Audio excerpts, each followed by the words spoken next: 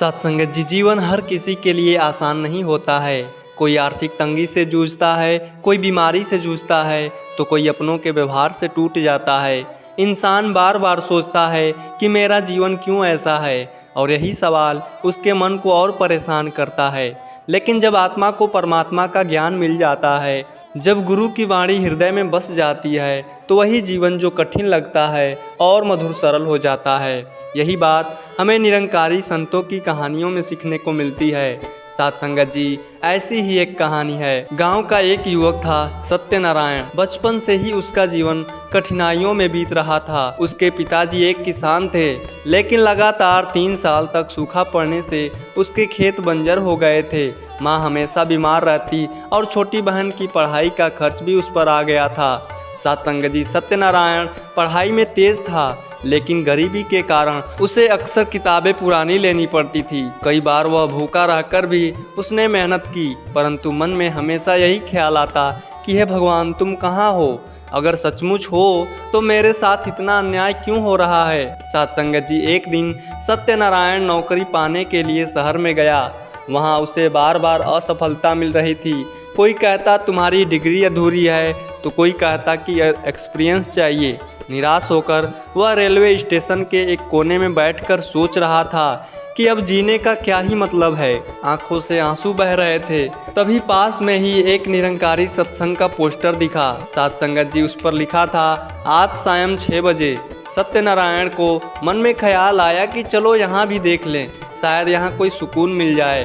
साथ संगत जी, सत्यनारायण शाम को सत्संग पंडाल में पहुँचा। वहाँ बहुत लोग इकट्ठा थे, लेकिन सबके चेहरे पर शांति और प्रेम झलक रहा था। किसी ने जबरदस्ती जगह नहीं घेर रखी थी, बल्कि सभी मुस्कुराकर एक दूसरे के लिए जगह दे रहे थे। साथ संगत जी, सत्संग मंच पर एक संत बोल रहे थे कि भाइयों और बहनों, प्यारे संतों, यह संसार एक रंगमंच है।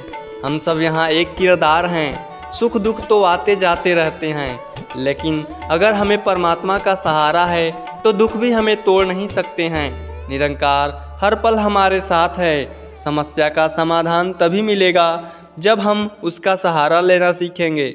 साथ संगत जी, यह शब्द सत्यनारायण के दिल को छू गया।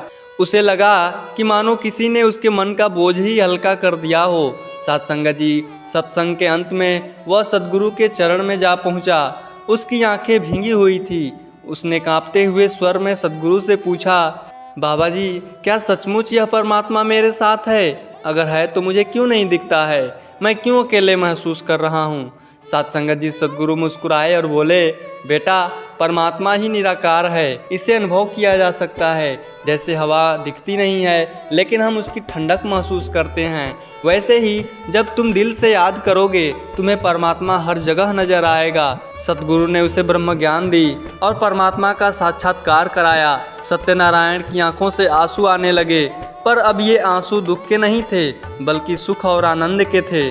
साथ संगत जी, उस दिन के बाद सत्यनारायण का जीवन परिवर्तन होने लगा। वह वही व्यक्ति था, वही समस्याएं थी, लेकिन उसका नजरिया बदल गया था। पहले जहां वह कठिनाई देखकर टूट जाता था, अब वही कहता, निरंकार तू मेरे साथ है। जो होगा तेरी इच्छा से ही होगा, और वही मेरे लिए अच्छा भी होगा। धीरे धीरे उसके भीतर सकारात्मकता आ गई। काम ढूंढते हुए उसने छोटे मोटे काम करना शुरू कर दिया। ईमानदारी और लगन देकर लोग उसे पसंद करने लगे। साथ संगत जी, 1 वर्ष के बाद उसे एक कंपनी में अच्छी नौकरी मिल गई।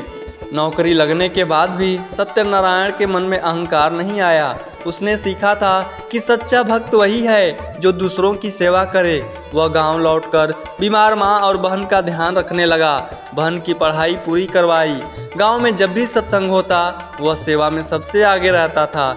कभी पंडाल लगाना, कभी जूते चप्पल को संभालना, कभी लंगर में मदद करना, तो कभी वृद्धों को पानी पिलाना।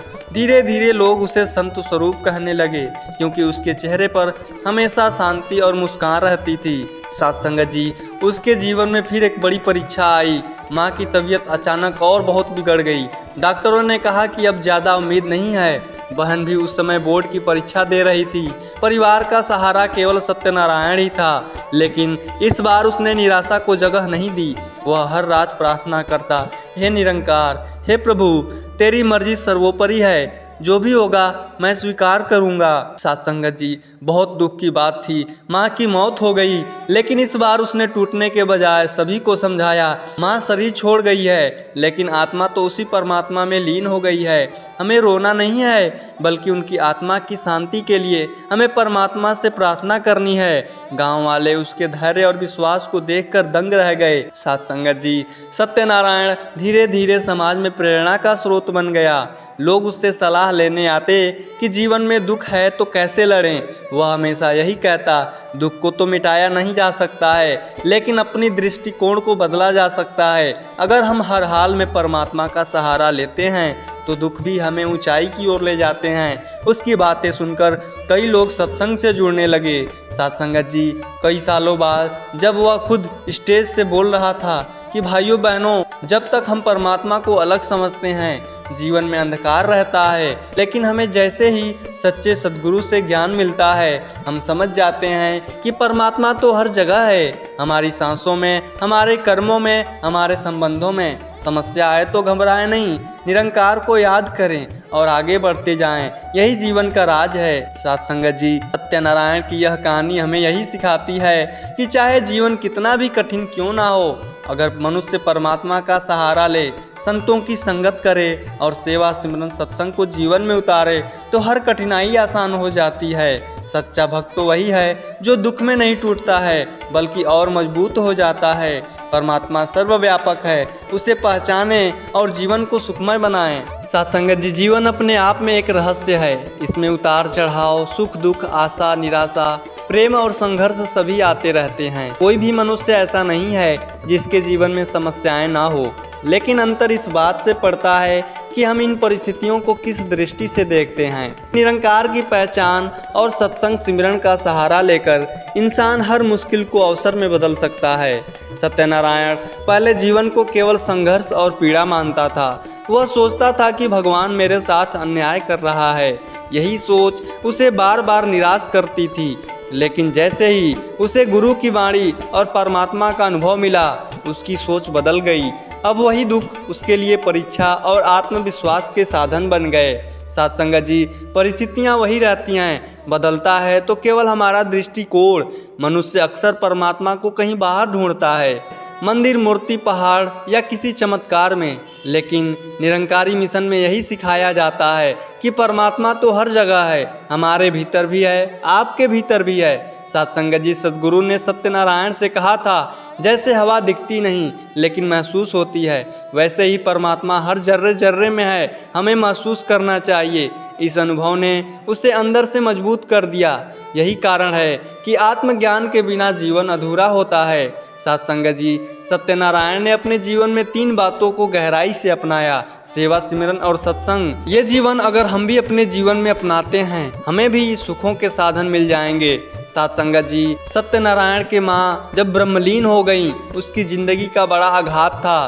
पहले वाला सत्यनारायण शायद टूट जाता, लेकिन आत्मज्ञान के बाद, ब्रह्म ज्ञान के बाद सत्यनारायण मजबूत बन गया था। उसने दूसरों को भी सांत्वना दी।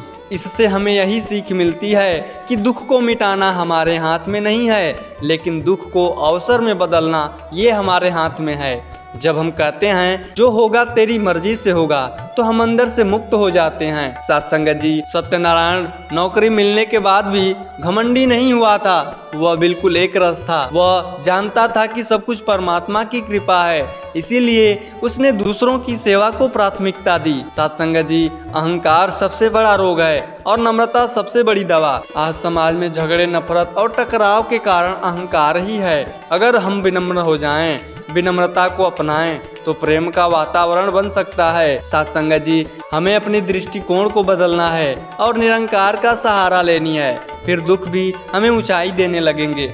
खुद जीना और दूसरों को जीना सिखाना, यही सच्चे संत की पहचान होती है। साथ संगत जी, आज के समय में लोग तनाव, अवसाद, प्रतिस्पर्धा और अकेलेपन से जूझ रहे हैं। भौतिक सुख सुविधाएं बढ़ी हैं, लेकिन मन की शांति घटती जा रही है। साथ संगत जी, अगर हमारे पास करोड़ों भी हों, लेकिन मन में चैन ना हो, तो सब कुछ व्यर्थ है। अगर हम साधारण जीवन जीते हुए भी संतोषी और आत्मिक रूप से मजबूत हैं, तो वही सच्ची सफलता है। इसीलिए ज़रूरत है कि हम निरंकारी मूल्यों को अपनाएं, निरंकारी संतों के विचारों को अपनाएं और जीवन को संतुलित करें। शिक्षा केवल डिग्री या नौकरी पाने तक सीमित नहीं होनी चाहिए। शिक्षा का उद्देश्य होना चाहिए मानव को मानव बनाना। निरंकारी मिशन यही कहता है कि असली शिक्षा वह है जो इंसान को विनम्र, दयालु, सहयोगी और ईमानदार बनाए। अगर हर विद्यार्थी बचपन से सत्संग, सेवा, आध्यात्मिक मूल्यों को अपनाएगा तो भविष्य का समाज स्वतः ही सुंदर बनता चला जाएगा।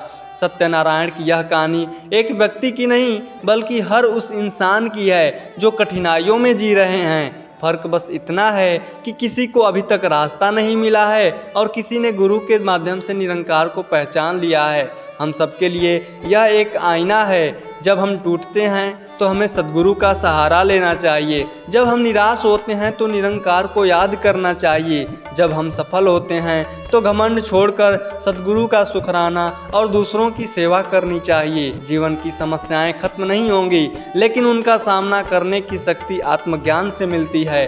सेवा, सिमरन, सत्संग इंसान को स्थायी सुख देते हैं। निरंकार की पहचान ही सच्चे जीवन का आरंभ है। प्रेम, विनम्रता और धैर्य ही मानवता का आधार है।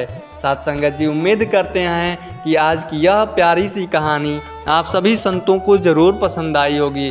कृपया लाइक, शेयर और सब्सक्राइब करें तथा कमेंट बॉक्स में धन निरंकार जी ज़रूर लिखें। साथ संगत जी, बड़े प्यार से कहिए जी धन निरंकार जी। साथ संगत जी, संसार में विचरण कर रहे हैं तो सांसारिक उपलब्धियां भी हासिल करनी है, लेकिन यह एहसास रखते हुए कि सब कुछ करने कराने वाला मैं नहीं, यह निरंकार परमात्मा ही है। हमने अच्छे इंसान बनकर अपनी जिम्मेदारियां निभानी है, लेकिन कार्य करते हुए कर्ता भाव कि मैं कर रहा हूँ तब हो रहा है, मैं नहीं करता तो ये कार्य नहीं होता, ये ठीक नहीं है। जब तन मन धन निरंकार को समर्पण कर दिया तो स्पष्ट हो गया कि यह निरंकार ही हर घट से हर कार्य करवा रहा है। जीवन में कोई भी उतार चढ़ाव आए पर हमको सदैव एक सा ही रहना है। हमें हमेशा सहज भाव, सहज अवस्था में रहना है। हमारी लीव इस निरंकार प्रभु से हर पल जुड़ी रहे, इसका पल पल सुमिरन होता रहे। कोई भी परिस्थिति हमको विचलित नहीं कर सकती है। मैं और मेरा, जब तक ये भाव हमारे साथ रहेंगे हमारे जीवन में पूर्णता नहीं आएगी और नहीं आ सकती है, क्योंकि जहाँ मैं बसा है वहाँ किसी और के लिए जगह ही हो नहीं सकता। आप चाहे जितने भी ज्ञानी हो,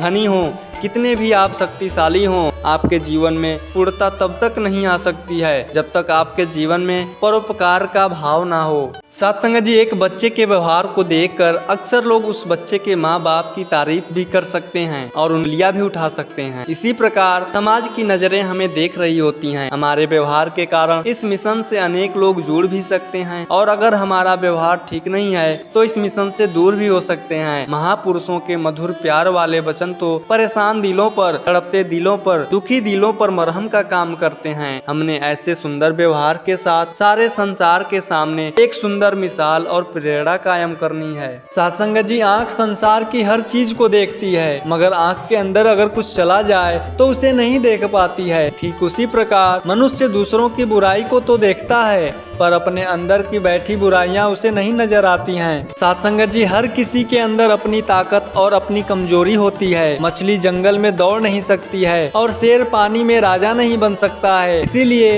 अहमियत सभी को देनी चाहिए। मन की आंखों से प्रभु का दीदार करनी चाहिए। 2 पल का अंधेर है, बस सुबह का इंतजार करो। क्या रखा है आपस के बैर में, छोटी सी जिंदगी है, बस हर किसी से प्यार करो। साथ संगत जी, प्रेम एक ऐसा अनुभव है जो मनुष्य को कभी परास्त नहीं होने देता है और घृणा एक ऐसा अनुभव है जो मनुष्य को कभी भी जीतने नहीं देता है। साथ संगत जी, अगर इंसान अपनी उंगलियों का इस्तेमाल अपनी ही गलतियों को गिनने के लिए करे तो दूसरों पर उंगली उठाने के लिए उसे समय ही नहीं मिलेगा।